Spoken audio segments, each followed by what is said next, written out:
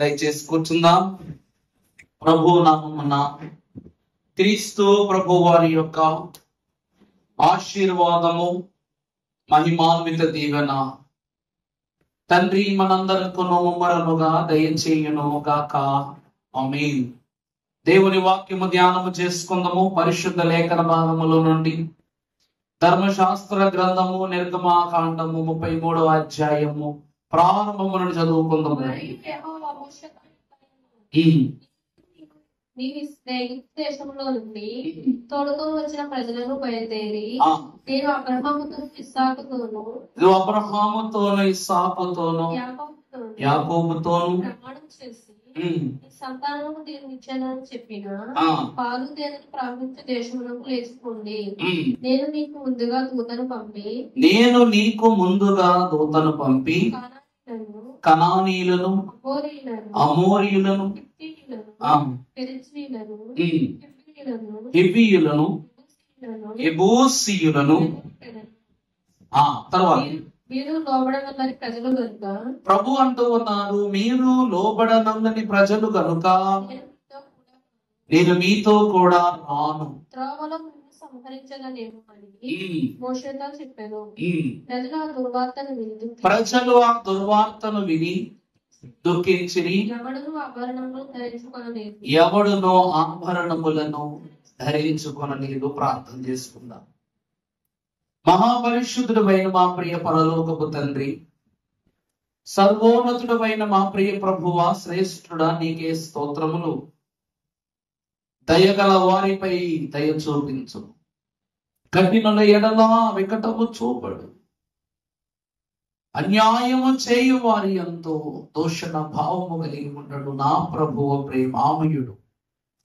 అట్టి వాక్యానుభవముతో నీ ప్రేమను, నీ అంతరంగ భావ జాలములను మాకు బోధించుటకు ఈ 33వ దిన మోషే ధ్యాన దినములలో మేము ధ్యానము చేసుకొనబోవు ఈ అధ్యాయమును తండ్రి మీరు దీవించండి. వినుటకు చెవులకు నీ బిడల యొక్క చెవులకు ఇప్పైన సువాదమును వినిపించండి. నా నోట మహిమ స్వరమును మీరే పలికించండి. నీ ఆశీర్వాదముతో పరిపూర్ణమైన మర్మ బోధలను మేము కలిగి ఉండి నడవటానికి మీరే సహాయము దయచేయండి. పరలోక మహిమ బోధకుడు అయ్యున్న యేసు నామమును వేడుకొని ప్రార్థిస్తున్నాము తండ్రి, ఆమేన్. ప్రభువునందు దేవుని ప్రియబిడ్డలారా, త్రిత్వ దేవుని యొక్క కృపా సమాధానము తండ్రి అయిన దేవుడు కూడి వచ్చిన మనందరకును దయచేయును గాక. ఆమేన్. పరిశుద్ధ గ్రంథములో చదవబడిన అంశ పాఠ్యములో దేవదేవుడు అంటూ ఉన్నారు. కొండ దిగి వచ్చిన మోషేతో దేవదేవుడు అంటున్న మాట, మోషే, నీవును నీ జనమును బయలుదేరి నేను అబ్రహామునకు, ఇస్సాకునకు, యాకోబునకును ప్రమాణము చేసిన కనాను దేశమునకు నీవు వారిని తీసుకుని వెళ్ళు. ఈ దారిలో, ఈ ప్రయాణములో నేను మీతో రాను అని ప్రభు అంటారు. ఎందుకు అంటే నీ జనులు పాపము చేసేవారుగా కనిపిస్తున్నారు నాకు. నీ జనులు దోష క్రియలలో బ్రతుకుచున్నట్లు వారు ఏం చేస్తున్నారు, కనిపిస్తున్నారు. అందుకు గాను నేను వారిని దారి మార్గములో నాకు, ఎందుకంటే హోరేబు పర్వతము క్రింద దేవుని ఉగ్రతకు మిన్నగా మోషే నిన్నుంచి మొత్తం అందరినీ నిన్ను నశింపజేసేస్తాను, నిన్ను జనముగా చేస్తానని ప్రభు అన్నారు. నీ మాట మేరకు నిన్ను వదిలేశాను. ప్రభు ఏమంటున్నారండి, నీ మాటను బట్టి నువ్వు అడ్డు వేశావు కాబట్టి నేను వాళ్ళని వదిలేశాను. ఇప్పుడు దారిలో వారిని తీసుకువెళ్తున్నప్పుడు వారి క్రియలు నాకు నచ్చక, వారి పనులు నాకు బాధ కలిగిస్తే, దుఃఖము కలిగిస్తే నేను వారిని ఏం చేస్తాను, నాశనం చేసేస్తానేమో, చంపుతానేమో. అందువలన నేను మీతో రాను అని చెప్పి ప్రభు మోషేకు చెప్పగా, మోషే ఈ మాటను ఐగుప్తీయులుగా ఇశ్రాయేలు ప్రజలకు తెలియజేసినప్పుడు ఐగుప్తు దేశము నుండి వీరు తెచ్చుకున్న ఆభరణాలను వారు ఏం చేశారంట, తొలగించేశారు. ఇక్కడ ప్రభు అంటున్నటువంటి మాట ఏమిటి? మోషే వారికి చెప్పిన మాట ఏమిటి? అసలు ఈ ఆభరణాలను తొలగించటం ఏమిటి? విచిత్రంగా ఉంది కదండి. దేవుడేమో వారు పాపపు క్రియ చేస్తే నేను వారు నశింపజేస్తానేమో అంటున్నారు. దేవుడు మీరు చేసిన పనులకు దుఃఖపడుతున్నారు అని అంటున్నారు. అందుకు గాను మీరేం చేయాలి మోషే? సరే మేము తప్పు చేయము, నువ్వు ఎలా చెప్తే అలా వింటామనకుండగా ఆభరణాలు తొలగించటం ఏమిటి? ఇది మొదటి ప్రశ్న. అలాగే అదే అధ్యాయంలో 6వ వచనం మనం ఒకసారి చూస్తే, కాబట్టి ఇశ్రాయేలు హోరేబు కొండ యొద్ద తమ ఆభరణములు తీసివేసిరి. కారణం ఏమిటంటే పై వచనం చదువమ్మా. కాగా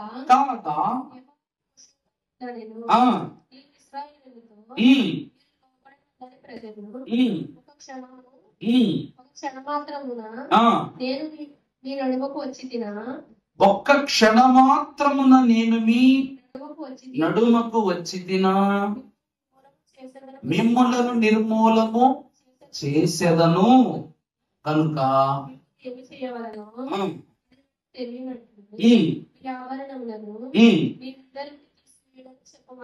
ప్రభువునందు దేవుని ప్రియబిడ్డలారా, యేసు క్రీస్తు ప్రభు వారి యొక్క ఘనమైనటువంటి మాటలు మనం చూస్తే ఆయన అంటూ ఉన్నారు, పరిశుద్ధులకు దేవదేవుడు స్వయముగా అంటూ ఉన్నారు, నా తండ్రి యొక్క రాజ్యము భోజనము పానము కాదు. నా తండ్రి రాజ్యం ఏమిటి? భోజనము పానము కాదు.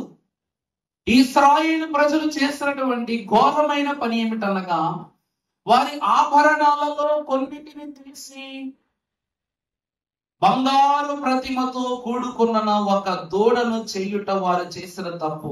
ఈ దూడ వలన 4 ఆజ్ఞాతిక్రమాలు జరిగాయి అక్కడ. ఇక మిగిలిన మెడలో ఉన్న కంఠాభరణములను ప్రభు చూస్తూ అంటున్నారు, ఈ మార్గ ప్రయాణములో వీటితో ఏం బొమ్మలు చేసేసుకుంటారో వీరు, ఆ పనిని నేను ఒకవేళ చూచినట్లయితే నేనేం చేస్తాను? నేను హతము చేసేస్తాను. అందులో సమస్య లేదు. అందువలన మీ ఆభరణాలను మీరు అర్జెంటుగా ఈరోజు ప్రియమిట్లారా, దేవుని వాక్యాన్ని బట్టి మనము గమనించినట్లయితే, ఎరికో పట్టణములో నుండి ఆకాన్ని ఏది తెచ్చుకోవద్దు అలా అన్ని గోత్రాలకు ప్రభు ఏది తెచ్చుకోవద్దు అన్నారు.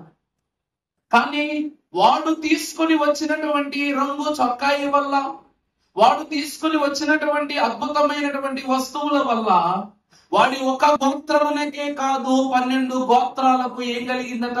శ్రమ కలిగింది. ఇక్కడ లేవీయులకు యాజక తత్వమును పొందుకోకముందే అహరోను చేత వీళ్ళు ఏం తయారు చేయించారు? బంగారపు దూడను తయారు చేయించారు. ఇలా తయారు చేయించినటువంటి అహరోను యొక్క తత్వములు అతడు ఏమంటున్నాడంటే, ఈ జనులు దుష్టులు, పాపులు, లోబడని వారు అంటున్నాడు. ఏమన్నారండి? లోబడనొల్లని ప్రజలు. నీకు తెలియదా మోషే అంటున్నారు. లోబడనొల్లని ప్రజలు నా అబద్ధ సాక్ష్యం చెప్పాడు కాబట్టి వీళ్ళ లోపాలన్నీ దేవుడు ఎవరి మీద తీసుకొచ్చి పెట్టాడు? ఇప్పుడు ఎవరి మీద తీసుకొచ్చి పెట్టాడు? అహరోను మీదకే తీసుకొచ్చాడు. కారణం ఏమిటో తెలుసా? 12 గోత్రాల కర్తలైనటువంటి వారు వారి యొక్క కర్రలను తీసుకుని వెళ్ళి కరుణాపీఠంలో పెడితే లేవి గోత్రము యొక్క కర్ర ఎందుకు చిగురించినది అంటే, ప్రియబిడ్డలారా, మోషే తరువాత వారు నమ్మినది, విశ్వసించినది ఎవరినట? అహరోనునే. అందుకే దేవుడు చాలా ధైర్యంగా అహరోనుకు బాధ్యతను అప్పచెప్పాడు. మోషేను దేవుడు ఏమనుకున్నాడు? నీ సమయం అయిపోయిన తర్వాత దేవుడు యథావిధిగా మోషేని ఏం చేశారట? భద్రం చేసేసుకున్నారు. ఆయన దేహాన్ని, ఆత్మను కూడా భద్రం చేసుకున్నారు. ఈ రోజు వరకు మోషే దేహం ఎక్కడుందో తెలియదు, ఆత్మ ఎక్కడుందో తెలియదు. అందువలన వీళ్ళేమంటున్నారు? మనము ఇప్పుడు పలికే మాటలే రేపటి మన భవిష్యత్ అన్నారు మన తండ్రి గారు. అందుకే జీవము మరణము నాలుక వశం. వీరు గత దినమున, నిన్నటి దినమున 32వ అధ్యాయం ప్రారంభములు ఏమన్నారు? మమ్ములను ఈ ఐగుప్తు దేశము నుండి ఇక్కడి వరకు నడిపించిన మోషేను వాడు ఏమాయనో మాకు. అందుకే దేవుడు రానున్న దినముల యందు మోషే క్రమము పూర్తయిన తర్వాత ఇశ్రాయేలీయులకును లోకమునకును మోషే జీవితాన్ని ఏమైందో కూడా తెలియకుండా మరుగు చేసేసారు. కేవలం ఎవరి మాట వల్ల? ఇశ్రాయేలు ప్రజల మాట వల్ల. ఈరోజు దేవుని విషయములో మనం ఎంత భద్రతాపూర్వకమైన నోటి వాక్కు కలిగి ఉండాలంటే, ఆనాడు మోషేను బట్టి వారు అతిశయపడ్డారు కనుక అతిశయపడిన మోషేను మరుగు చేసేసాడు దేవుడు. ఆ తర్వాత అహరోను దగ్గరికి వచ్చి మాకు దేవతను చేయమన్నారు. అన్న మాట ప్రకారము అహరోను ఆ యొక్క దూడను చేయుట, వారు పాపము చేయుట నిన్నటి దినము మనం విన్నట్లు 4 ఆజ్ఞల అతిక్రమణను వారు చూశారు. కేవలం ఐగుప్తు నుండి తీసుకువచ్చిన బంగారముతో చేసిన పని. ఇప్పుడు ఇంకా వీళ్ళ దగ్గర బంగారం ఉంది. ఈ దారిలో ఏమైనా జరగవచ్చు, ఏ ఆలోచన రావచ్చు, మళ్ళా బొమ్మల గుర్తుకు రావచ్చు, మళ్ళా మాకు ఈ యొక్క ప్రతిమను ఇప్పటి వరకు అహరోను చేసాడు, ఇప్పుడు చేయటం చూసినాడు ఎవడైనా సరిపోతారు కదా. ఇలా చేస్తాను. ప్రభు ఏమంటున్నారు? మీ ఆభరణాలు తొలగించండి అని ప్రభు అంటున్నారు. దేవుని ప్రియమిత్రులారా, ఆభరణము అనగా సంపద. దేవుని వాక్యాన్ని బట్టి చూస్తే ఆభరణాలు ఎందుకు వేసుకుంటాం? మన గౌరవానికి, మన అంతస్తుకు. ఈ రోజు నేను డబ్బున్నవాడిని అని చూపించాలంటే మనం ధరించుకునే వస్తువులే. గతంలో అయితే బంగారం బాగా చెల్లుబాటేది, కానీ ఈరోజు బంగారం కాదండి, వేసుకుంటున్నా కానీ చాలా అరుదు. పెట్టుకునే వాచ్లోనే, ధరించే డ్రెస్సుల్లోనూ, వాడే షూస్లోనూ, వాడే కార్లలోనూ, ఇలాంటి వాటి ద్వారా మన గొప్పతనాన్ని మనం ఏం చేస్తున్నాం? చాటించుకుంటున్నాం. హైదరాబాద్ లో కుర్రోడు గోల్డ్ బాబు అంట ఆ కుర్రోడు పేరు. వాడి మెడలో గొలుసు ఉంటుందండి, 3 గొలుసులు ఉంటాయి. గొలుసు ఒక్కొక్కటి ఎంత మందం ఉంటుంది అనమాట. ఎప్పుడైనా గేదె మెడలో తాడు చూసారా ఎంత మంది ఉంటుందో? అంత మందం ఉంటుంది మెడలో. ఒకసారి ఇంటర్వ్యూకి పిలిస్తే ఇలా కూర్చున్నాడు అనమాట. ఎలా కూర్చున్నాడు? ఆ మెడలో ముందరకెట్టి ఇలా కూర్చున్నాడు. ఇంటర్వ్యూ చేస్తున్నప్పుడు అలా అంటున్నారు అనమాట, సార్ కంఫర్టబుల్ గా కూర్చోండి సార్, కంఫర్టబుల్. ఏంద్రా కూర్చునేది కంఫర్టబుల్ గా? నొప్పొస్తుంది రా మెడ అంటే. మరి ఉడేసుకోమన్నాడు గొలుసులండి. గూడొమ్మిపోయినలాగా ఇట ముందుకు మెడ పెట్టి ఇలా పెట్టి కూర్చున్నాడు. ప్రశ్నలకు సమాధానం చెప్పలేక ఓ మైక్ పెడతారు కదా ఇక్కడ, ఆ మైక్ పెట్టడానికి నిలుగుతున్నారు పాపం. ఈ గొలుసులు అడ్డు వచ్చేస్తున్నాయి. వీడియో మీద ముందర కొన్నాడు, ఈ గొలుసులే ముందర కొత్త కానీ అంతే. ఆ కెమెరా నిలబడట్లేదు, ఆ బరువు దాన్ని పట్టడం వల్ల. అప్పుడు అతను అన్నాడు, సార్ కాసేపు అయినా 2 గొలుసులు తీసుకోవాలి. లేదు, ఇదేంటంట? నా ఐడెంటిటీ అంట, ఈ బంగారం అనేది ఒక గుర్తింపు అంట. ఇశ్రాయేలు ప్రజలు కూడా మేము ఐగుప్తు నుండి విడిపింపబడ్డాము, ఐగుప్తు చెర నుండి మేము బయటకు వచ్చాము.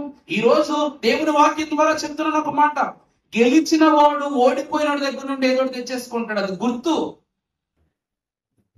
గెలిచిన వాడు ఏం చేస్తాడండి? ఓడిపోయిన రాజ్యము నుండి బంగారము, సంపద, వివిధ విలువైన వస్తువులు తెచ్చేసుకుంటారు. ఇప్పుడు ఇశ్రాయేలు ప్రజలు ఐగుప్తు దేశం మీద దేవుని బట్టి జయం సంపాదించారు కదా. ఆ జయానికి గుర్తుగా వారు ఏం తెచ్చుకున్నారట? బంగారాన్ని తెచ్చుకున్నారు అక్కడి నుండి. ఆ బంగారముతో చేసిన ప్రతిమే మీకు దోషం తెచ్చిపెట్టింది కాబట్టి ఈ ఆభరణాలను నాకు దోషములతో సమానము. మీరు చేసిన దోషాలు నాకు గుర్తు చేస్తాయి కాబట్టి అర్జెంటుగా వాటిని మీరు తొలగించే ప్రభు అంటున్నారు. తొలగించి ప్రభు ఏమంటున్నారంటే, నేను అబ్రహామునకు, ఇస్సాకునకు, యాకోబునకు ఇచ్చినటువంటి ఇస్తానన్న దేశమునకు వారిని నడిపించని మోషేకు బాధ్యత అప్పచెప్తున్నారు. దేవుని ప్రియబిడ్డలారా, ఈ రోజు కూడా మనం పరలోకానికి వెళ్ళడానికి ఇష్టపడే వాళ్ళమే. కొంతమంది యాచకులు, భక్తులు ఏమని చెప్తారంటే, యోహాను గారు ఇంకా ఇక్కడెక్కడే ఉన్నారు. యోహాను గారంట ఇక్కడెక్కడే ఉన్నారు. ఎందుకంటే యోహాను గారు మరణించలేదు కాబట్టి, ఆయన జీవించు ఆత్మ, దేవుని రాకడ పర్యాంతము ఆయన దేవుని వాక్కులను ప్రచురము చేయ ఆత్మై ఉన్నారని భక్తులు అన్నారు కాబట్టి యోహాను గారేనంట మన దగ్గరికి వచ్చి మనల్ని పరలోకం దాకా తీసుకుని వెళ్తారంట. మరి యేసు ప్రభు ఏం చేస్తారు ఆ లెక్కలో? అందువలన యోహాను మహాభక్తుడట, మన కొరకు వేచి చూస్తాడట. మనమేమో దేవుని పిలుపు కోసము, దేవుని చూపు కోసము, దేవుని మాట కోసము మనం చూస్తున్నామా? మనమేమో యోహాను తీసుకుని వెళ్తారంటే మన ఆలోచన ఆశయం అయిపోతుంది, నీరు గారిపోతుంది. ఇక్కడ దేవుడే తాను తన దేశములకు స్వయముగా తీసుకు వెళ్ళవలసింది పోయి, మోషే నీ ప్రజలు ద్రోహులైపోయారు, పాపులైపోయారు. వారిని చూస్తే నేను నా కోపాన్ని ఎక్కడ రగులు చేసి వారిని నశింపజేస్తాను. నేను ఖచ్చితంగా పని చేసినా చేయొచ్చు, అందువలన నువ్వే నా దేశానికి నడిపించాలి. దేవుని ప్రియబిడ్డలారా, పరలోకమునకు నీ దేవుడే నిన్ను నడిపించాలంటే ఏం కావాలి? ఈరోజు ఈ అధ్యాయం ఏం చెప్తుందంటే, దేవుడే మనల్ని పరలోకానికి నడిపించాలన్నా, ఇశ్రాయేలు ప్రజలైనటువంటి వారిని మోషే పక్షముగా దేవుడే కనాను వరకు నడిపించాలంటే ఏ స్థితి కావాలి?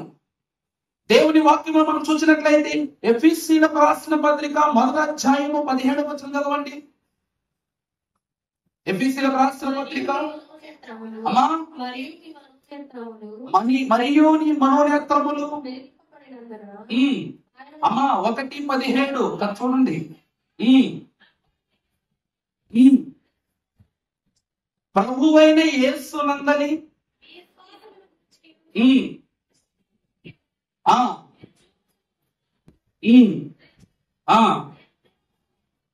అమ్మ ఎఫెసీ 1:17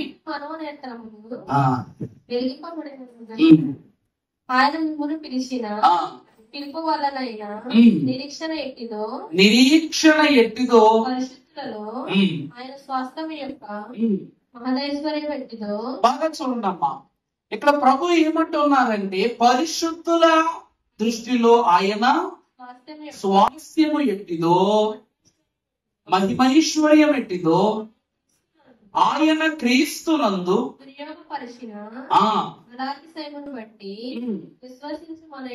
విశ్వసించు మనయందు తన శక్తి యొక్క అపరిమితమైన మహత్యం ఎట్టిదో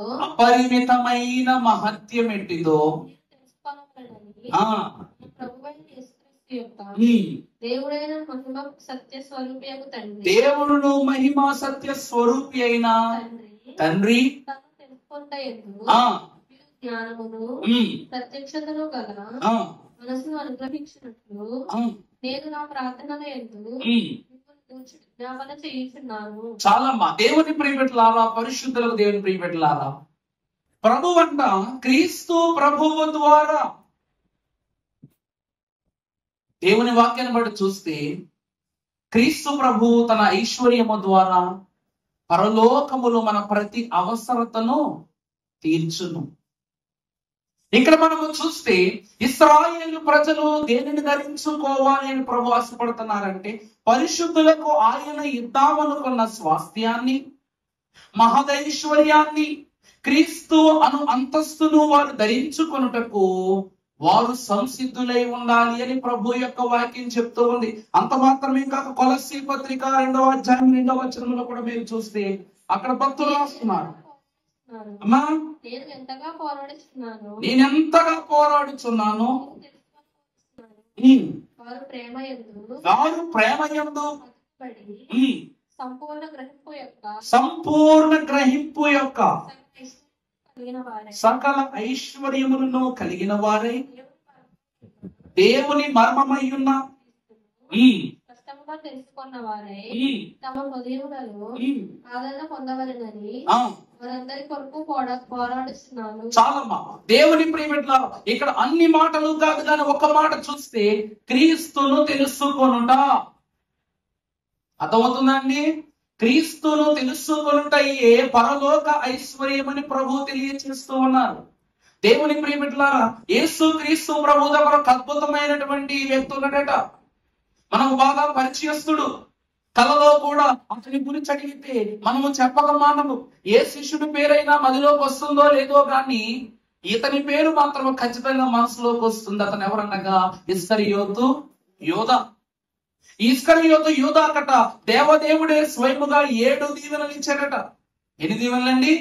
7 దీవెనలు. ఈ ఇస్కరియోతు యోధా వేదాంత విద్యా పండితుడు. పరలోకపు జ్ఞానమును చాలా సునాయాసంగా నేర్చేసుకున్నటువంటి వ్యక్తి. భూలోకపు విద్యలో పరిపూర్ణముగా అభ్యాసము చేసిన వ్యక్తి ఈ ఇస్కరియోతు యోధా. మొదటిది ఏమిటనగా వేదాంత విద్యా పండితుడు. ఇక 2వ దీవెన వచ్చేసరికి ఇతని ప్రాంతమునందు ఇతడే జ్ఞానవంతుడు. ఏమండి? ఇతని వంశములోని ఇతని ప్రాంతములు ఇస్కరియోతు అనేటువంటి ప్రాంతములో ఇతడే ఎవరట? గొప్ప జ్ఞానవంతుడు. ఇక మూడవది చూస్తే యేసు క్రీస్తు ప్రభు వారి యొక్క కోశాధికారి, ట్రెజరర్.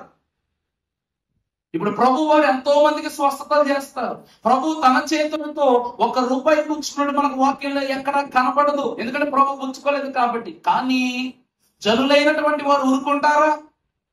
ఈరోజు మేలు జరిగిందంటే, ఆశీర్వాదం వచ్చిందంటే, సాక్ష్యం కలిగిందంటే, ఈ రోజు మనం ప్రభువు సాక్ష్యం వెల్లడి చేస్తూ మనకు తోచిన నిశ్చయ కానుకను ప్రభుకి ఇస్తాం. అలాగున్న ఈ నిశ్చయత కానుకార్పణలను ఎవరు తీసుకునేవారు అంటే ఇస్కరియోతు యోధా పుచ్చుకునేవాడు. ఇక నాలుగవది మీరు చూసినట్లయితే సాతానుకే బోధ చేయగలిగేంత సమర్థుడితనం.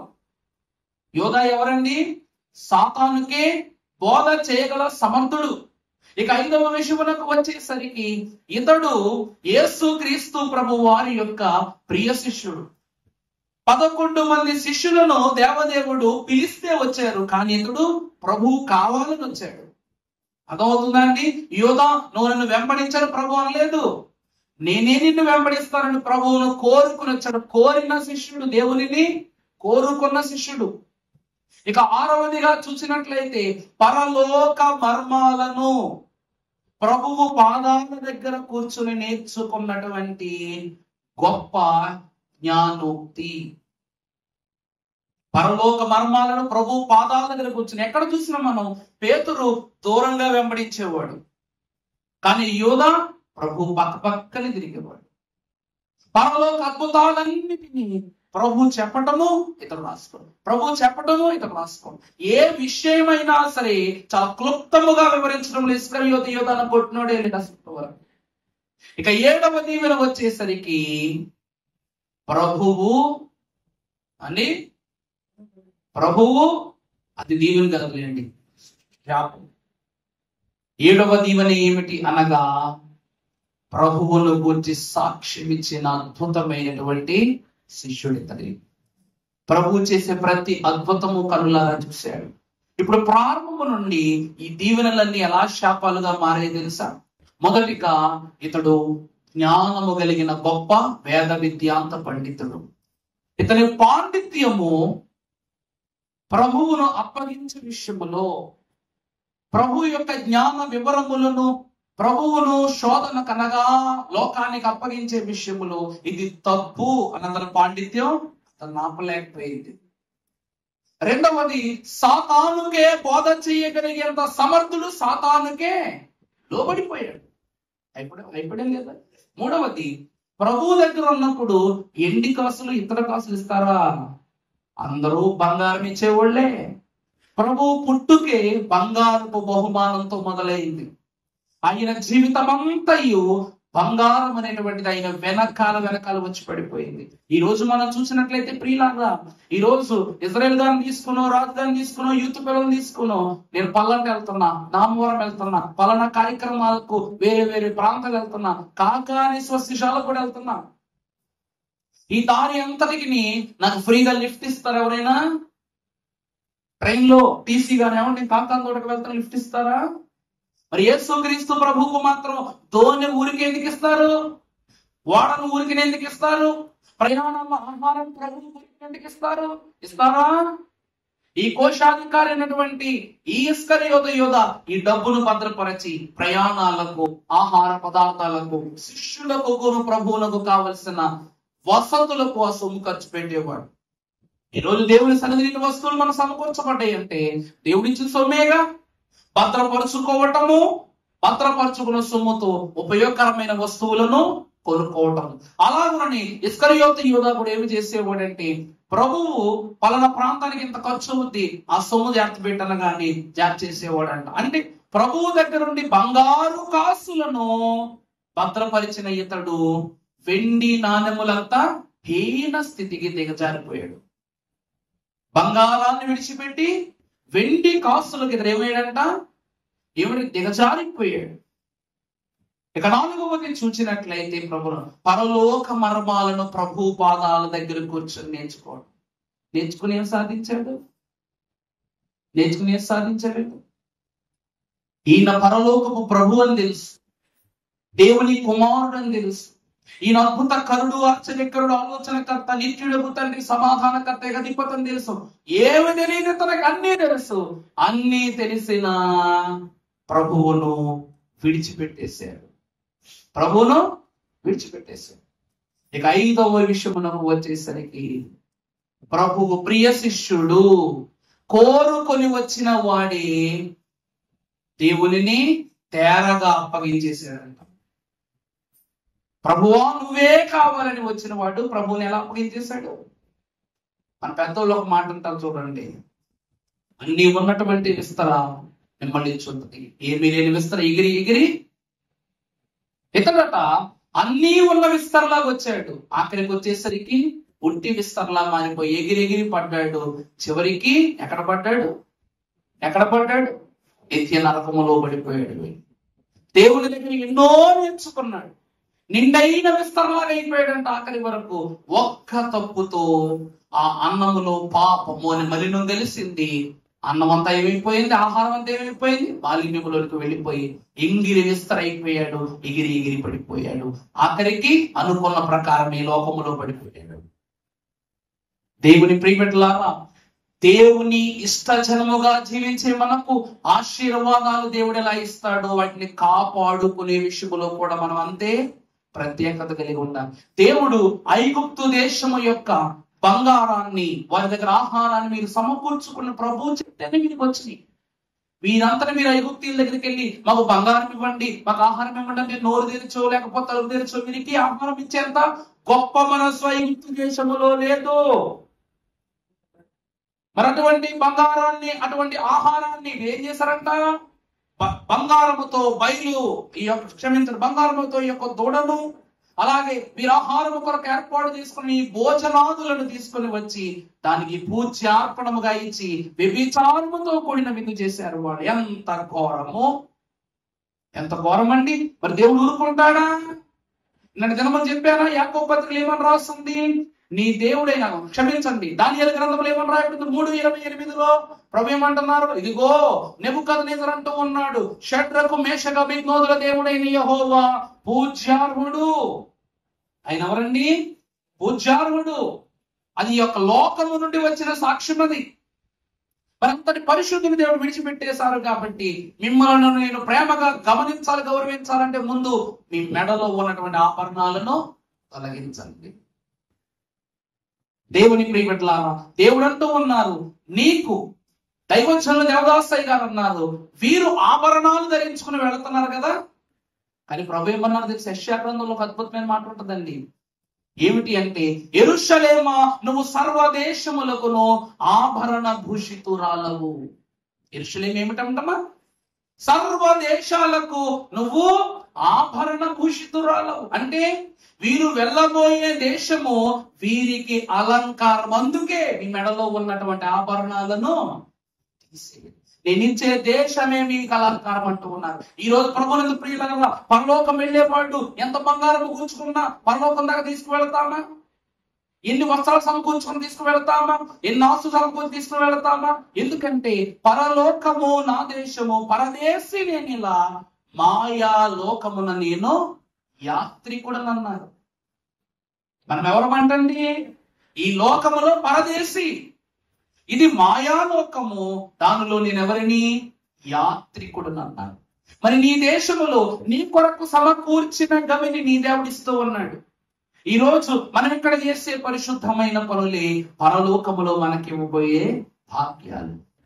ఈ రోజు మన దినమున ఫినుబాబు ప్రసంగం చెప్తూ మీకు చెప్పారు. ఒక తల్లి గారు గ్లాసు నీళ్ళు ఇస్తూ ఉండేవారట ఆలయంలో.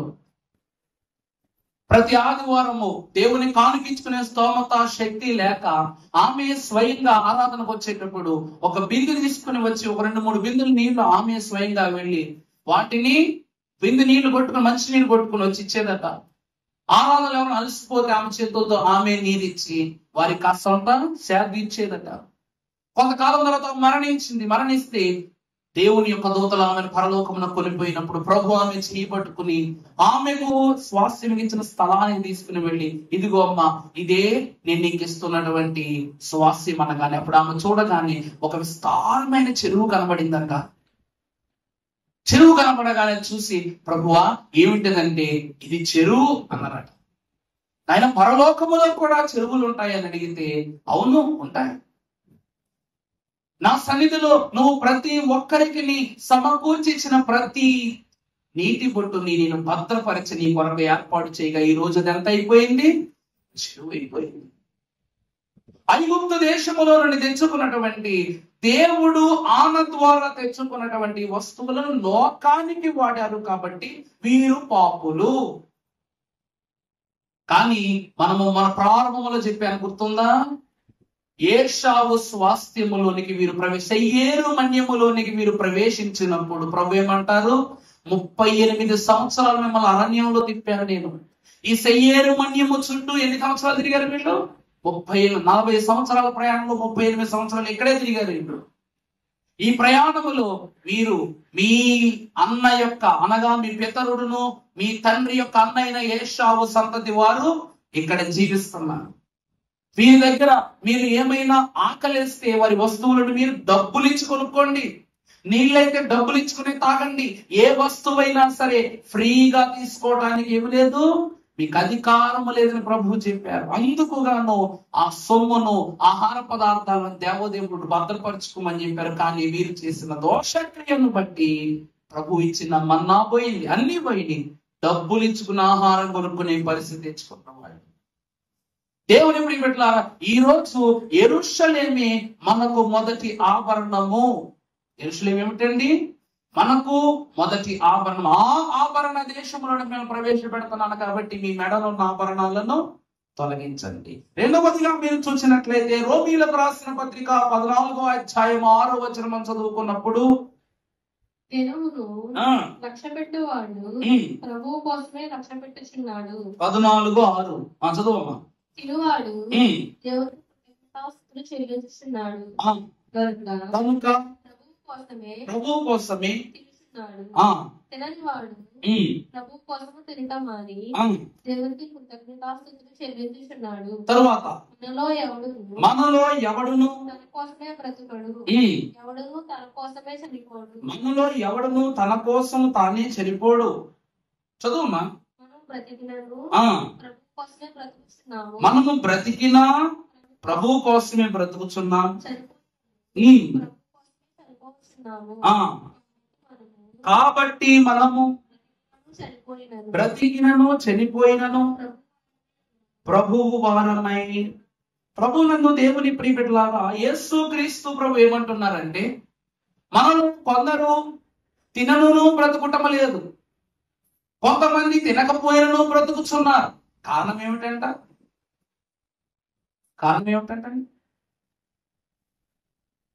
దేవుని ప్రియబిడ్డలారా, యేసు క్రీస్తు ప్రభు వారు ఎన్నో చోట్ల శిష్యులకు ఆహారం పెట్టారు. కానీ యేసు క్రీస్తు ప్రభు వారు ఈ భూమి మీద ఆహారము తిన్నారు అని చెప్పబడటము మనం ఎక్కడ చూస్తాము అంటే, పునరుద్ధానుడైన తరువాతి ఒక చేప మొక్కను నాకు ఇవ్వము నేను తినటానికి ప్రభు అడుగుతారు. ఇది పునరుద్ధానము తరువాత ఆరోహణమునకు ముందు జరిగేటువంటి క్రియ. ఎంఐ సోదరులు ఎంఐ ప్రాంతమునందు శిష్యులను అందరినీ ఒక చోటకు ప్రభు చేర్చి శిష్యులందరితో మాట్లాడి తోమా యొక్క సందేహమును కూడా తొలగించిన తరువాత ప్రభు ఏమంటారు అంటే, నేను తినుటకు ఒక చేప ముక్కను నాకు ఇవ్వము అని ప్రభు అడుగుతారు. దేవుని ప్రియబిడ్డలారా, ఈ రోజు మీరు చూసినట్లయితే కనాను దేశములోనికి వీరు వేగు చూడడానికి 12 గోత్రాల నుండి 12 మంది వెళ్ళారట. ఈ 12 మంది వెళ్ళినప్పుడు వెళ్ళిన వాళ్ళందరూ ఏమేమి తీసుకొచ్చారో తెలియదు, కానీ మనకు శ్రేష్టముగా కనబడేది ఏమిటి అంటే, ఒక పెద్ద ద్రాక్షావల్లి మనకు కనబడుతుంది. ఒక ద్రాక్ష గుత్తును తీసుకుని వాళ్ళు బయటకు వస్తారు. అది ఎలా ఉంటది అంటే, 2 భుజాల మీద ఒక కర్రను వారు అడ్డముగా చేసుకుని దానిని జత చేర్చి 2 భుజాల మీద మోసుకొస్తారంటే, కావిడి మోసుకొస్తాను చూడండి, అలా మోసుకొచ్చారంట. అంటే అక్కడ ఉన్న ద్రాక్ష ఫలములు ఇంత అమోఘమైనవి, అపురూపమైనవి తెలియజేయటకు గాను ఈ ఇద్దరు ఆ ద్రాక్ష ఫలాలు తీసుకుని వచ్చారు. దేవుని వాక్యము సెలవిస్తూ ఉన్నది, వీరు ఆహార పదార్థాలు వీరి కొరకు ఏమైతే దాచిపెట్టుకున్నారో ఇవి బయలులకు క్షమించండి, ఇవి బంగారు దూడలకు సమర్పించగా ఈ ఆహార పదార్థాలు కూడా ఏమైపోయినాయి అండి? పాపమైపోయినాయి. దేవుడు మనకిచ్చే ఆహారం ఉందండి, దేవుడు మనకు ఆహారం ఇచ్చాడు. ఈరోజు ఒక ఈగ పడింది అనుకో, మనం ఏం చేస్తాం? ఒక ఈగో మిడతో పడింది, ఏం చేస్తాం? మిడతను తీసి పక్కకి తోసేస్తాం, వాళ్ళకి చేస్తాం అలాగా. మరి ఏం చేస్తాం? తీసి మొత్తం పక్కకు పడేస్తాం. దేవుడు ఏర్పాటు చేసుకున్నటువంటి ఆహార పదార్థాలలో వీరు పాపాన్ని అనగా వ్యభిచార క్రియ చేస్తూ ఈ ఆహారాలు భుజించారు. దేవునికి అర్పణగా కాకుండా వారి యొక్క అర్పణ, దేవుని అర్పణగా తీసుకువచ్చిన ఈ యొక్క ఆహారాన్ని వీళ్ళు లోక నైవేద్యంగా అర్పించారు. మరలా ఈ ఆహారాన్ని దేవుడు తినడానికి ఒప్పుకుంటాడా? వీరు తీసుకురావడానికి ఒప్పుకుంటాడా? నీ దుర్నీతిని, నీ పాపములను నీవు విడచిన స్థలమునందే విడిచిపెట్టుము, దాని వైపు మరలా తిరిగి నువ్వు చూడొద్దు అని ప్రభు అంటున్నారు. భక్తుడైనటువంటి ప్రభువు యెహోషువ కాలములో ఈ యొక్క యెరికో పట్టణం స్వాస్థ్యం చేసుకున్నప్పుడు చిన్న భిన్నమైపోయిన యెరికో వైపు కళ్ళెత్తి కూడా చూడొద్దు మీరు అంటారు ప్రభు ఏమంటారు? అది ఎలా నాశనం అయిపోయింది మీకు అనవసరం, ఏ రీతిగా వాళ్ళు నశించిపోయిన మీకు అనవసరం. మీకు చెప్పిన పనల్లా దానిని నశింప చేయటమే, కానీ లోపరుచుకోని ప్రభు చెప్పారా? లోపరుచుకోమని చెప్పలేదు. అందుకే ఈ రోజు వరకు యెరికో పట్టణం ఎలా ఉంటుందో తెలుసా? చిన్న భిన్నమైన స్థితిలో ఉంటుంది. అక్కడ బూడిద దగ్గర మొక్కలు, వేరే రకమైన మొక్కలు ఉంటాయి, దానికి ఫలింపు ఉండదు. మీకు అప్పుడు చెప్పాను, గుర్తుందా? పునరుద్ధాన పుష్పం, ద ఫ్లవర్ ఆఫ్ జెరికో అంటారు. ఇంకా బాగా చెప్తారు, ద రోజ్ ఆఫ్ జెరికో అంటారు. ఆ పుష్పాన్ని 48 గంటలు నీటిలో ఉంచితే పుష్పిస్తుంది. నీళ్లు దాటి బయట పెట్టామంటే ఏమైపోద్ది? ఎండిపోయింది. అది సంవత్సరం ఎండబెట్టి పట్టుకొచ్చి నీటిలో పెట్టినా మరలా పుష్పిస్తుంది. నీళ్లు దాటి బయటకు వస్తే ఏమైపోద్ది? యెరికో ప్రజలు ఏమైపోయారంట? దేవుని దృష్టిని దాటి బ్రతికారు కాబట్టి వారు ఆఖరి క్షణము వరకు చిన్నాభిన్నము చేయబడిన వారి. దేవుని ప్రియబిడ్డలారా, అందుకే దేవుని రాజ్యము ఆహారము పానము కాదు, భోజనము పానము కాదు. ఆ హెబ్రీ పత్రికలో చూడండి అమ్మా, హెబ్రీ పత్రిక రోమా పత్రిక 14లో చూడాలి. ఒకడు దినము కంటే మరి ఒక దినము మంచిదని ఎదుర్చున్నాడు. మరి ఒకడు ప్రతి దినమును 17వ వచనం చదువుతాయి. దేవుని రాజ్యం కాదు గాని బాగా చూడండి, దేవుడు వారిని ప్రవేశపెడుతున్న దేశము దేనితో కూడుకున్నది? నీతియు సమాధానమును పరిశుద్ధాత్మ యందలి ఆనందమును అయి పరిశుద్ధుని చేసి నీ వరమును దయచేసి నీ పరిశుద్ధ సన్నిధిని చూపుమా పావురమా వినుమా. యెరూషలేము దేశములోనికి కనానులోకి ప్రవేశించి వేగం చూడగా మీరు తీసుకువచ్చినటువంటి ద్రాక్షావల్లి ఏమేమి దేనిని పోలి ఉన్నది అంటే అది కేవలము అన్నము పానము కాదు.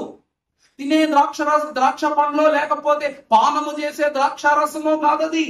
అది ఏమై ఉన్నదంట? మాటలో చదివినట్టు నీతియు సమాధానమును పరిశుద్ధాత్మ యందలి ఆనందమునై ఉన్నది. నిజమైన ద్రాక్షావల్లి నేనే,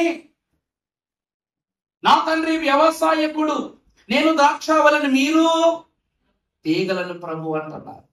దేవుని ప్రియబిడ్డలారా, ప్రభువు ఆ ఆహారాన్ని అక్కడ విడిచిపెట్టమని చెప్పడానికి కారణం ఏమిటంటే కనాను దేశములో వీరి కొరకు మరొక ఆహారము ఏర్పాటు చేశాడు ప్రభు. కనాను దేశంలో 3 అద్భుతమైన విషయాలు ఉంటాయండి. ఒకటి ఐశ్వర్యం, రెండవది ఏమిటి అంటే ఆహారము, మూడవది విశ్రాంతి. ఈ 3 విషయాలతోనే కనాను దేశం యొక్క స్వాస్థ్యాన్ని ప్రభువు విస్తరింపజేసినట్లు మనం చూడవచ్చు. మొదటిగా ఆభరణములు అనగా ఐశ్వర్యం. ఇక్కడ మనము చూస్తే దేవుడిచ్చే రెండవది ఏమిటి అనగా ఆహారము అనేటువంటి మహదైశ్వర్యము. పరలోకమనే నీతి, పరలోకమనే అంతస్తు, స్వాస్థ్యాన్ని ప్రభు అక్కడ ప్రత్యేకంగా మనం చూపిస్తున్నారు. ఒక మాట మీరు చూసినట్లయితే లూకా సువార్త 10వ అధ్యాయము 42వ వచనం మనం చూసినప్పుడు, మరియా ఉత్తమమైన దానిని ప్రభునందు దేవుని ప్రియబిడ్డలారా, చాలండి.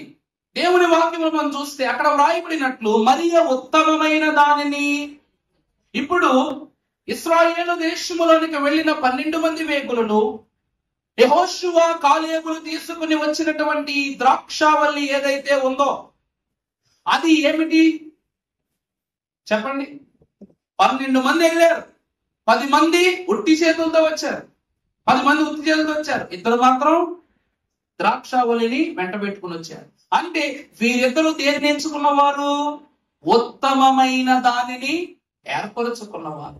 దేవుని ప్రియబిడ్డలారా, ఇప్పుడు ఈ ద్రాక్షావళి వలన తప్పిపోవలసిన వేలాది గొర్రెలలో కొన్ని గొర్రెలను వీరు పదిలపరిచారు. ఒకవేళ వీరు కూడా అబద్ధ సాక్ష్యాన్ని తీసుకుని వచ్చే యెహోషువ కాలేబులు సైతము యెరూషలేము పట్టణంలోనికి ప్రవేశించేవారు కాదు. దేవుని యందు ప్రియబిడ్డలారా, దేవుడు అంటూ ఉన్నాడు, ఐగుప్తు సొమ్ము దొంగ సొమ్ము. ఐగుప్తు సొమ్ము దేశం అంటే దొంగ సొమ్ము. ప్రభు అంటారు ఎర్ర సముద్రం దగ్గర, ఇదిగో మీరు ఇప్పుడు చూస్తున్నటువంటి ఐగుప్తీయులను మీరిక ఎన్నడునో చూడరు. వారి సొమ్ము చూడకూడదు, వారిని చూడరని చెప్తున్నారు. వారి సైన్యాలను చూడరు, వారి దేశాన్ని చూడరు అన్నారు. మరి వారి సొమ్ము మాత్రం దేవుడు ఎందుకు చూడనిస్తారు? మీకు మనసులో కొన్నిసార్లు అనిపించాలి, పరలోకం నుండి మన్నాను కురిపించాడు దేవుడు, 1 రూపాయి తీసుకోలేదు. పూరేళ్ళు ఇచ్చాడు దేవుడు, 1 రూపాయి తీసుకోలేదు. మంచి జలాన్ని బండ నుంచి నీరిచ్చాడు ప్రభు, 1 రూపాయి తీసుకోలేదు. మరి ఎందుకండి ఈ సొమ్ము తీసుకొచ్చారు వీళ్ళు? ఎందుకు తీసుకొచ్చారు? ప్రభు ఎందుకు తీసుకురమ్మన్నారు అని అడుగుతున్నాను. మాట అర్థమైందండి? దేవుడు అన్ని ఈరోజు మనం చూస్తే మన తండ్రి గారు కూడా రాస్తారు, అంతాయో మనదే గాదా క్రీస్తీచినాదంతాయో మనదే గాదా, అంతాయో మన ప్రభువు ఆర్జించియున్నాడు స్వంత మనియ దోకొనడి. చూసారా? దాన్ని మీరు ఎలా అందుకోవాలట? నీ సొంతమని అందుకోవాలట. మరి మన్నాను దేవుడు నీకు ఇచ్చాడు, పూరేణులు దేవుడు నీకు ఇచ్చాడు, అంతయు దేవుడు ఇచ్చినదే అని మన జనకులు అన్నారు, ప్రభువు కూడా అంటున్నారు. అన్ని మాటలన్న ప్రభువు, అన్ని విషయాలు తెలియజేస్తున్న ప్రభువు యెరూషలేము ప్రజలకు ఐగుప్తు యొక్క దోషము 10 తెగుళ్ళు పుట్టిన తర్వాత అక్కడ అసలు ఏమైనా నీతి నిజాయితీ ఏమైనా పడి ఉన్నట్టు అక్కడ అసలు. మరి అలాంటి వాళ్ళ దగ్గర నుంచి సొమ్ము తెచ్చుకోవటం ఏంటి? దేవుని ప్రియబిడ్డలారా గ్రహించండి, ఆ సొమ్ము ఎవరు తీసుకొచ్చారో తెలుసా? ఐగుప్తు శకునగాండ్రు. ఎవరు తీసుకొచ్చారండి? ఐగుప్తు శకునగాండ్రు. కారణం చెబుతాను వినండి. దేవుడు వారి దగ్గర సొమ్ము తీసుకోమన్నప్పుడు బానిసలైన వీళ్ళు యజమానుల దగ్గరికి వెళ్ళి సొమ్ముడికి తెస్తారా? కానీ ఈ ఐగుప్తు శకునగాండ్ర సహకారముతోని వారు ఆ పాపపు సొమ్మును తెచ్చుకున్నారు. ఈ సొమ్మును పైను అనగా బంగారు తోడ పూజ కోసము అహరోను దగ్గరికి వచ్చి, అహరోను మాకు దేవతలు చేయి. ఇశ్రాయేలు ప్రజలకు దేవతలు చేయటం రాదా? ఐగుప్తుకి ఎన్ని దేవతలు చేశారు వాళ్ళు? ఫరో ధరించుకునే కిరీటము, మాణిక్యము, వస్త్రములు ఐగుప్తు శిల్పకారణంతా ఇశ్రాయేలు చేతుల మీదుగా జరిగింది. అలాంటిది బొమ్మ చేయి అని డైరెక్ట్ గా అహరోను దగ్గరికి వచ్చి వాళ్ళు ఎందుకు అడుగుతారు? అడిగినది ఈ ఎమ్రే అనేటువంటి ఐగుప్తు శకునగాండ్రు. బంగారమును సేకరించింది వాళ్ళే. ఇశ్రాయేలు ప్రజల దగ్గరికి వచ్చి బంగారాన్ని సేకరించింది వాళ్ళే, దాన్ని తీసుకొచ్చి అహరోనుకి ఇచ్చింది వాళ్ళే. ఇచ్చి దీనితో ప్రతిమ చేయమని చెప్పింది వాళ్ళే. మమ్ములను నడిపించిన ఐగుప్తు నుండి నేనేమని చెప్పానన్నా, 6 నెలల సహవాసం చేస్తే వారు వీరు ఐగుప్తు నుండి ఇక్కడికి వచ్చారు. ఇశ్రాయేలు ప్రజల యొక్క మనస్సులు ఎర్ర సముద్రం దగ్గర చూస్తే, నువ్వు మీ దేవుడు ఐగుప్తు నుండి మమ్మల్ని ఇక్కడ రప్పించారా అని అన్నారు. ఐగుప్తు నుండి, ఐగుప్తు అనే మాట గుర్తొచ్చింది. ఆకలేసినప్పుడు మమ్మల్ని ఆకలితో మార్చివేయడానికి మమ్మల్ని ఇక్కడ తీసుకొచ్చారు ఐగుప్తు నుండి. అక్కడ ఐగుప్తు గుర్తొచ్చింది. పూరేడులు మాకు తన్నినా, తిట్టినా, తొక్కినా, నలిపినా మాకు కడుపు నిండా బోబెట్టేసేవాడు మా ఫరో. దేవుని ప్రియమైన దేవుడు మోషేను ఫరోకు దేవుడికి ఎందుకు మార్చాడు తెలుసా అండి? ఫరో వీళ్లకు పరోక్షముగా ఏమైనా ఉండొచ్చేమో కానీ ప్రత్యక్షముగా ఐగుప్తుకు రాజు వీళ్ళకి దేవుడు, ఎందుకంటే అన్నం పెడతాడు కదా. 430 సంవత్సరాలు ఫరోను తప్ప ఇంకెవరిని పట్టించుకోలేదు వీళ్ళు. అంటే 430 సంవత్సరాలు అతను కఠినత్వం ఎంత ఘోరంగా ఉందో, అతను ఎంత ఘోరమైన హింస పెట్టకపోతే దేవుడా అని ఆఖరి కలుగుతారు. అప్పటి వరకు వాళ్ళు ఎంత హ్యాపీగా బ్రతికేస్తున్నారు అన్నమాట. దేవుని ప్రియపెట్టలారా గమనించండి. అందుకే దేవుడు అంటూ ఉన్నాడు, మీ మెడలో ఉన్న ఆభరణాలు అక్కడి హోరేబు పర్వతము తర్వాత ఎన్ని ఎమ్రేలు మీకు కనిపించరు. హోరేబు పర్వతమును దాటి నిబంధన పలకలను దేవుడు ఎప్పుడైతే ఇశ్రాయేలు జనమునకి ఇస్తారో 12 గోత్రాల యొక్క సంఖ్య రాయబడద్దు అక్కడ. గమనించండి అమ్మా. హోరేబు పర్వతం దగ్గర మోషే ఏం చేస్తాడు? 3000 మంది హతమైపోయిన తరువాత దేవుని ఆజ్ఞ చొప్పున 12 గోత్రాలకు నియమితమైనటువంటి సంఖ్యను రాయిస్తారు ప్రభు మోషే ద్వారా. అప్పుడు వీళ్ళిద్దరు ఏమైపోతారు? వెలివేయబడిపోతారు. అక్కడే వారి యొక్క చాప్టర్ క్లోజ్ అయిపోతుంది. అక్కడే వారి యొక్క ఆలోచనలు ఏమైపోతాయి? సమాధి అయిపోతాయి. అక్కడ కనపడరు, అక్కడి నుంచి కనపడరు. దేవుని పర్వతము దగ్గర వారికి ఏం కలుగుతుంది? తీర్పు కలుగుతుంది. అందుకే ప్రభు అంటున్నారు, ఆభరణాలు తీసేయండి, ఆహారాన్ని విడిచిపెట్టేసేయండి, వారి కట్టుబాట్లను, వాడి యొక్క వస్త్రధారణను కూడా మీరు విడిచిపెట్టండి అంటున్నారు. దేవుని ప్రియబిడ్డలారా దేవుడు అంటూ ఉన్నారు, దేవుడు నీకు ఇచ్చే ఐశ్వర్యము ఏమైనది? మొదటి ఐశ్వర్యం ఏమైనదంట? పరలోకపు ఐశ్వర్యము. రెండవది ఏమిటట? అన్నము పానము కాదు దేవుని రాజ్యం. ఆభరణాన్ని తీసేమన్నారు ప్రభు. మీ ఐశ్వర్యము ఈ ఐగుప్తులను తెచ్చుకున్నది కాదు, యెరూషలేమే మీ ఐశ్వర్యం. మీరు తెచ్చుకున్నటువంటి ఐగుప్తు ఆహారము కాదు మీ ఆహారము.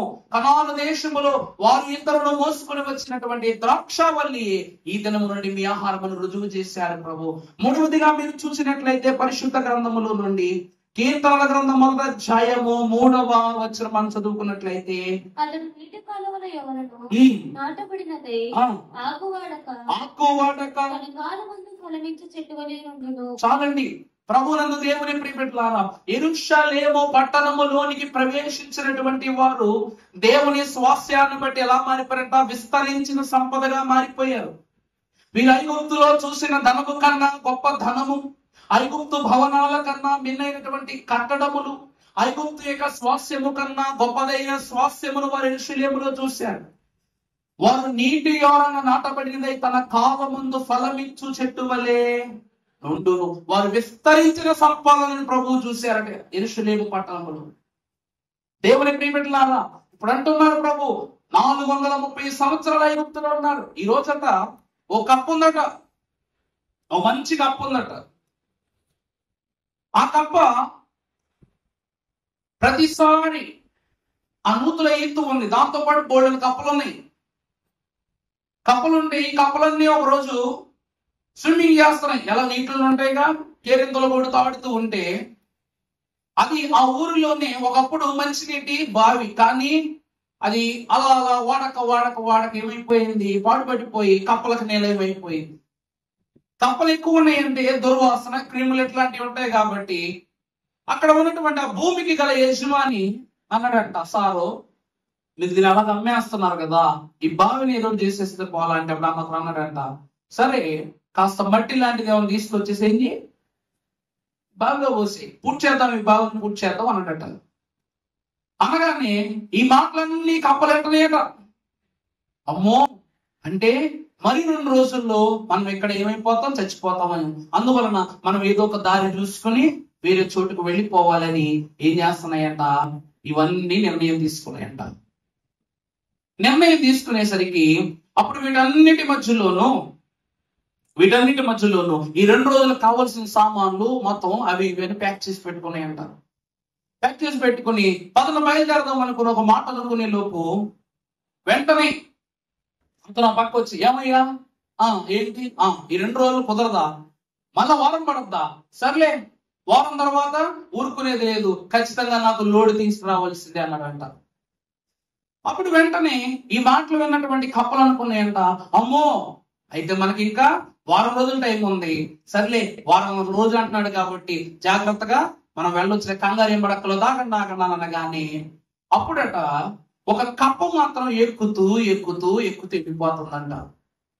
ఈ కింద ఉన్న కప్పలు అరే ఆగరా ఆగరా ఆగరా అని పిలుస్తున్నా సరే ఏం చేయట్లా, పట్టించుకుంటూ దాని వల్ల అది వెళ్ళిపోతుంది.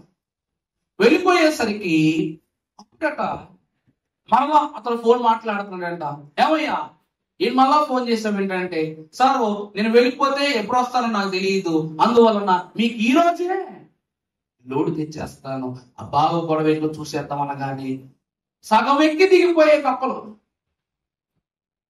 మరలా ఎక్కడానికి ప్రయత్నం చేసే లోపు ఈ కాలంలో నీ లోడు వచ్చేసి ఆగరా ఆగరా ఆగరా అని ఒక కప్పను గురించి మీరు అరుస్తున్నా సరే అది ఆగట్లేదు. ఎందుకంటే అదే కప్ప, చెవిటి కప్ప. ఆ కప్ప ఏంటంటే చెవిటి కప్ప. ఇవన్నీ బట్టలు సర్దుకోవడం చూసి ఇది కూడా సర్దేసుకుంది, ఇవన్నీ సిద్ధపడడం చూసి అవి కూడా సిద్ధపడి చేసుకుంది, ఇవన్నీ ఎక్కడం చూసి అది కూడా ఎక్కేస్తుంది, ఇవన్నీ తొందరగా ఎక్కేసేసరికి నేను ఇంకా తొందరగా ఎక్కేయాలని కంగారుగా ఎక్కేసింది. ఇవి వెనకాల దిగిపోవడం అన్నది చూడక, ఈరోజు కళ్ళుండి చూడక, చెవులుండి వినక, నోరుండి మాట్లాడక, హృదయం ఉండి స్పందించక, విశ్వాసము ఉండి దేవునికి బద్ధులము కాక ఎంతమంది లోకంలో మిగిలిపోతున్నారు. ప్రభు వాక్యం అదే కదా, నేను మీకిచ్చు స్వాస్థ్యము మీ దేశము పరిశుద్ధమైనది, కొలవజాలనిది, మహిమపరచబడినది, ఈ లోకమునందు ఎవరునో అట్టి దేశమును మీకు అందించి ఉండరని ప్రభు చెప్పినా సరే వీరిలో ఏమేమో ఆలోచనలు, ఏమేమో చెళ్ళు, ఆఖరికి ఏమైపోయిందంటే అడుగడుగున ఒక్కొక్క కప్ప రాలిపోయినట్లు వీరు రాలిపోయారు. పాములు వచ్చి కప్పలు తింటాయంట, పాములు వచ్చి ఏం చేస్తాయండి, కప్పలు తింటాయి. ఐగుప్తు దేశంలో కప్పలు వచ్చి మనుషుల మీద దాడి చేస్తుంది. ఐగుప్తీయులను కప్పలు దాడి చేస్తే హోరేబు పర్వతం యొక్క సరిహద్దు దగ్గర సర్పాలు వచ్చి ఇశ్రాయేలు మీద దాడి చేశారు. కప్పల ద్వారా శోధన పడ్డ ఐగుప్తీయులు శపించబడిన వారైతే సర్పపు విషము చేత బాధింపబడిన ఇశ్రాయేలు ఇంకెంత శపించబడిన వాళ్ళు. అర్థమవుతుందండి? ఘోరమైన వ్యాధులతో మరణించిన ఐగుప్తీయులు హీనులైపోతే మరణమే సంభవించిన ఇశ్రాయేలీయులు ఇంకెంత శపించబడిన వారు. ఉన్న యొక్క ఆహారం అంతా ఏమిటండి, సంపాదించుకున్న ఆహారం అంతా బొద్దింకలు మిడతలు తినేగా నాశనం అయిపోయి ఆకలి చావులతో చనిపోయిన ఐగుప్తీయులు శాపం పొందుకున్న వారైతే దేవుడిచ్చిన ఆహారాన్ని తృణీకరించి ఆకలి దప్పికలతో మరణమును పొందుకున్న ఇశ్రాయేలు ఇంకేంటి శాపాలు అల్లయ్య మనయ్యా చెప్పండి. 10 తెగుళ్ళు ఇచ్చి దేవుడు వదిలేస్తాడు. చచ్చిన మంది చచ్చిపోయారు, బతుకున్న మంది బతుకుండిపోయారు. ఇక్కడ మనం చూస్తే అక్కడ ఐగుప్తు దేశంలో జ్యేష్ఠులు మాత్రమే చచ్చిపోయారు, కానీ కనాను దేశం చేరేలోపు ఇద్దరు తప్ప అందరూ చచ్చిపోయారు కదా. జ్యేష్ఠుడు లేదు, కిందోడు లేడు, పైనోడు లేడు, పక్కోడు లేడు, ఎరకోడు లేడు, అందరూ చచ్చిపోయారు. మరి దేవుడిచ్చే దేశాన్ని తృణీకరిస్తే, దేవుడిచ్చే సంపాదన తృణీకరిస్తే ఏమొస్తుంది మనకి? ఏమొస్తుందండి? ఇశ్రాయేలీయులు ఏమన్నా పెట్టి పుట్టారా? పుట్టుక పెట్టి పుడితే సరిపోదు, జీవనము కూడా పెట్టి పుట్టినట్టే ఉండాలి. ఒక వచనం చూపిస్తాను, వాక్యాన్ని ముగిస్తాను. పరిశుద్ధ గ్రంథం హబక్కూకు గ్రంథము 3వ అధ్యాయము 17వ వచనం మనం ఒకసారి చదువుకుంటే, హబక్కూకు గ్రంథము 3వ అధ్యాయం 17వ వచనం. అంజూరపు చెట్లు, ద్రాక్ష చెట్లు ఫలింపకపోయినను, ఒలీవ చెట్లు కాపులేకుండునను. మరలా చదువు మాట. అంజూరపు చెట్లు ద్రాక్ష చెట్లు ఫలింపకపోయినను, ఒలీవ చెట్లు చేనులోని పైరు పంటకు రాకపోయినను, గొర్రెలు దొడ్లలో లేకపోయినను, సాలలో పశువులు లేకపోయినను. ఏమిటండి ఈ మాట? హబక్కూకు మహాభక్తుడు అంటున్నాడు, ఈరోజు నాకు అలాంటి దీవెనే కావాలనుకున్న వాళ్ళు ఒకసారి చేతులెత్తండి. ఏంటి, మీ గొడ్ల సాగులో పశువులు లేకపోయినా, మీ ఇంట్లో సోనా మసూరు బియ్యం బస్తా లేకపోయినా, మీ ఇంట్లో గ్యాస్ లేకపోయినా, కూరగాయలు లేకపోయినా, ఏమి లేకపోతే యెహోవాను ఆనందిస్తామా? దేవుడు మహాత్యం కనబడు కాబట్టి ఏ రోజు మనకు పస్తెట్టలేదు. దేవుడు మనల్ని పస్తు పెట్టలా. దేవుని ప్రియబిడ్డలా, అంజూరపు చెట్టు ఫలించకపోయినా, ద్రాక్ష చెట్టు ఫలించకపోయినా, ఒలీవ చెట్టు ఫలించకపోయినా, నీ మాట అక్కడ ఎందుకు వాడబడింది తెలుసా? ఒక రోజు చెట్లన్నీ రాజు కోసం తిరిగి ఎడుతున్నాయట. మాకు మంచి రాజు కావాలి. తిరిగి తిరిగి తిరిగి తిరిగి మొట్టమొదటిగా అంజూరపు చెట్టు దగ్గరికి వచ్చినాయి అంట. ఎందుకంటే ఆది దంపతులకు ఆకులు ఇచ్చాం. ఆది దంపతులకు ఏమి ఇచ్చారు? నిన్ను ఆకుల నుంచి శరీరాలను వాడు కప్పుకోవడం కచ్చదాలు ఇచ్చాం కాబట్టి వీడికంటే సమర్థుడు ఎవడరా అని చెప్పడానికి అంజూరపు చెట్టు దగ్గరికి వస్తే వాడు అన్నాడు, ఒరే నీకు దండవరాబో వెళ్ళిపోరా. ఆ రోజు ఆకులు ఇచ్చిన పాపానికి ఈ రోజు నాకు పళ్ళు లేకుండా పోయినాయి. ఇప్పుడు మీకు కానీ రాజుగా ఉన్నాను అనుకో, చెట్టునే లేకుండా పోతాను, నా వంశమే లేకుండా పోతే నన్ను వదిలేయండి పో, వెళ్ళిపోండి అన్నాడంట. తర్వాత తిరిగి తిరిగి ద్రాక్షావళి దగ్గరికి వచ్చినాయంట. వచ్చి నువ్వు మాకు రాజుగా ఉండటం అంటే అదంతగా తన సొంత రక్తాన్ని నా స్వరూపంగా మార్చుకుని అన్ని పాపాలను శుద్ధి చేసే తన పవిత్ర రక్తాన్ని నా రసము ద్వారా అందించే దేవునికి నా రసములను పండ్లను ఇచ్చుట మాని నేను మీకు రాజు అవ్వాలా? నేను కూడా రానన్నట. మూడవదిగో ఒలీవ మొక్క దగ్గరికి వచ్చిందట. వచ్చి నువ్వు మాకు రాజుగా ఉండు అనగానే ఎంతో మందికి పాపాలు, శాపాలు, రోగములు, ఇబ్బందులు కలిగిన బ్రతుకులు బ్రతుకుతున్న వాళ్ళకి ఆయన పేరే తైలముగా ఇవ్వటానికి సార్థకమైన నన్ను, నా తైలాన్ని ప్రభు పేరిట ఇవ్వటం మానేసి మీకు రాజుగా నేను ఉండాలా? నేను రాను. మామిడి పండు చెట్టు దగ్గరికి వస్తే అద్భుత ఫలాలను ఇచ్చే నేను ఈ పనికి రాను. ఈరోజు భూమి మీద ప్రతి చెట్టుకి ఏదో పని ఉంది. తిరిగి తిరిగి తిరిగి తిరిగి ఎక్కడికి వచ్చి పడి ముళ్ళ కంప దగ్గరికి వచ్చి పడ్డే. ఎంత మంచిదో. దాని పేరేంటి? దాని పేరేంటండి? తుమ్మకర్ర. బాగా భాషలో వచ్చి సారపు మ్రాను. ఈరోజు అయ్యగారు మా ఇంట్లో తుమ్మకర్రతో మంచం చేయించుకున్నాం, ఒక గుచ్చి చేయించుకున్నాం, కనీసం చేతి కర్ర అయినా చేయించుకున్నాం. ఒకరు ఉంటే చెయ్యొద్దమ్మా. ఇస్తేరాయ్ గారు వాక్యం బాగా ఇక ఈ తుమ్మకర్ర దగ్గరికి ఎవరు అంత సాహసం చేయరు. దాని దగ్గరికి వచ్చి అడిగారంట, నువ్వు మాకు రాజుగా ఉండంటేను. అప్పుడు మనోడు బాగా, ఇప్పుడు ఏంటి మనోడు ఛాతిని తిరగదీసుకున్నట్టు నిలబడి గుండెలు ఎత్తు చేసుకుని మాట్లాడుతున్నాడు అనమాట. నేను మీకు రాజుగా ఉండాలా? సరే ఉంటాను, మరి నాకు కొన్ని ఆంక్షలు ఉన్నాయి, మరి మీరు వాటిని పాటించాలి. నాకు మొక్కల్లో కల్లా ప్రత్యేక స్థానం కావాలి, విలువలలో కన్నా ప్రథమ విలువ నాదే కావాలి, గౌరవములో తొలి గౌరవము నాదే కావాలి. లేకపోతే నా నోటి నుండి బయలు వెచ్చు అగ్నిలో శిఖర పర్వతము మీద ఉన్న దేవదారు వృక్షములను దహించేంత అగ్ని నా నుండి మీ మీదకు వస్తుందని అన్నాడంట. వీడుండేదే రొప్పల్లో, ఎక్కడో కొండ మీద ఆకాశ పర్వతములకు ఎత్తుండు దేవదారు వృక్షాలను దహించేస్తాడంట. దేవుని ప్రియమిట్లారా, ఈ తుమ్మకర్రే మనిషి. ఈ తుమ్మకర్ర ఎవరండి? మనిషి.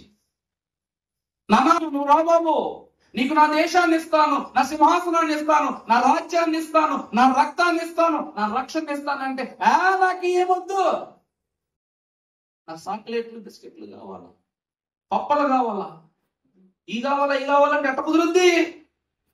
కోరుకున్నాను, లోకాన్ని కోరుకున్నాను. దేవుడు ఎంత ఘోరమైనటువంటి శిక్ష అంటే, సింహం పక్కన పడుకునేవాడు. సింహము కుక్క పిల్లలు వచ్చి ఆదం పక్కన పడుకునేదంట. సింహం కనబడితే పరిగెత్తుకుని వెళ్ళిపోతాడు ఆదం తర్వాత. ఈరోజు పిల్లిని చూసినా భయమే.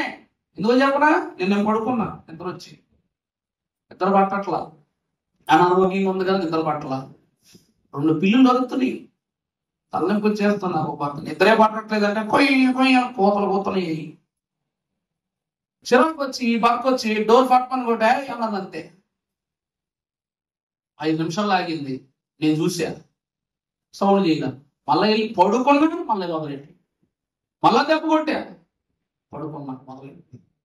ఇంక ఇదంతా కాదని చెప్పేసి వెళ్ళి ఆ స్టార్ దగ్గర ఏమున్నాయి లైట్ వేసి అనగానే నేను దాని 2 కళ్ళు చూసి చెమట వచ్చేస్తున్నాడు. దాని 2 కళ్ళు చేసి ఏమైపోయింది, చెమట పట్టేసింది. అంత చీకట్లో ఉన్నప్పుడు పిల్లలు ఎలా కనపడుతున్నారండి? అదే జరిగింది. మానవుడు అధికారట, రాజట సృష్టికి. ఏం ఉపయోగం? కుక్క పిల్లని చూసినా భయమే, పులి పిల్లని చూసినా భయమే, ఈగ దొరుకుట్టినా భయమే, దోమ పుట్టినా భయమే, అన్నీ చేయాలి. అటువంటి వాడట తన నోట నుండి వచ్చే అగ్నితో దేవదారు వృక్షాలను బలి చేస్తాడు. ఇదంతా ఎవరి గర్వమో తెలుసా అండి? దేవుని యొద్ద నుండి మనకు వచ్చిన గర్వం. ఎందుకంటే నా యేసుడు నాకుండగా నన్నేమి ఏది అది. అందుకే మనం ఈరోజు ఇలా ఉన్నాం. అన్నీ కలిసి తుమ్మకర్ర యొద్దకు వెళ్ళి నువ్వే మా రాజు కావాలని ఎందుకు అడిగా తెలుసా? ప్రతి ప్రతిష్ఠిత ఫలమైన, పువ్వైనా, ఆకైనా, చెట్టైనా కూడా నరికి తీసుకొచ్చి ఆ బలిపీఠం దగ్గర తొలి సమర్పణకి ఇస్తాం. అదే మీ ప్రథమ ఫలం, అంతే కదండి. ఇంట్లో కాచిన తొలి అర్పణలు, అయ్యగారు మా ఇంట్లో తొలి బీరకాయలు కాసేయండి, తొలి టమాటాలు కాసేయండి, తొలి ఫలాలు కాసేయండి అని పట్టుకొచ్చి ఎక్కడ పెడతాం? ఆ పులిపీట దగ్గరే మనం పెడతాం. ఆ పులిపీట యొక్క నిర్మాణము ఈ తుమ్మకర్రతో జరిగింది. తల రొగ్గి దోసిలోకి మ్రొక్కటం. దేవుడు ఎంతటి ఉన్నతమైన స్థానంలో మనం ఉంచాడు. అలాంటి దేశంలో నేను ఉంచుతాను అంటున్నాడు. చదువమ్మ మాట, చదువమ్మ మరలా. పూయకుండినా, ఫలించకుండినా, చేనులోని పైరు పంటకు రాకపోయినను, గొర్రెలు తొట్టిలో లేకపోయినను, పశువులు లేకపోయినను, నేను యెహోవా యందు ఆనందించెదను. మేము యెహోవా యందు. ఈ రోజు మన స్థితి ఏదైనా కావచ్చు, కానీ యెరూషలేములోనికి ప్రవేశించినప్పుడు దైవజనులు అన్నారు, పరలోకములోనికి మొట్టమొదట వెళ్ళే విశ్వాసికి ఉండనిది ఏమిటంటే చీకటి. రెండవది ఏమిటంటే ఒంటరితనం. అదవుతుందండి. మొదట చీకటి అనే భావం ఉండదు మనలో, 2 ఒంటరితనం ఉండదు, 3వది వస్త్రహీనత ఉండదు, మహిమ వస్త్రాలు కప్పబడతాయి. 4వది సాతాను. 4వది ఏంటండి? సాతాను ఉంటేనే ఇలా భక్తి చేసేస్తున్నాం మనం. 1000 ఏళ్ల పరిపాలన సాతానుడు ఉండడు. వాడు లేకపోతే ఇంకెంత భక్తి చేసేస్తాడు విశ్వాసం, ఇంకెంత గంతలో వెళ్ళిపోతాడు. దేవుని వాక్యం చెప్తూ ఉంది. అందుకే ప్రభు అంటున్నారు, ఇవన్నీ నాకు లేకపోయినాను నేను యెహోవా యందు. ఇక్కడ హబక్కుకు ఆనందించాడు, మనం పరలోకములో ఆనందించాలి. 2వ రాకడ మార్గము దేవుని ప్రియబిడ్డలారా. అందుకే మొదటిగా యెరూషలేమే మన ఆభరణము. యెరూషలేము మన ఆభరణము. 2వది దేవుని యొక్క ఆహారము, స్వాస్థ్యమే మన ఆహారము. దేవుని రాజ్యము అన్నము పానము కాదు. 3వదిగా మీరు చూసినట్లయితే ఉత్తమమైన దానిని ఎంచుకొనుట. 4వది మీరు చూసినప్పుడు ఈ లోకములో ఏది ఉన్నా లేకపోయినా, తినగలిగినా తినలేకపోయినా మన స్థితి దేవునిలో ఏమై ఉండాలి? ఎప్పుడు ఆనందించే స్థితి. అందుకే ఆనందకరమైనది మన బ్రతుకెంతో ఆశ్చర్యకరమైనది.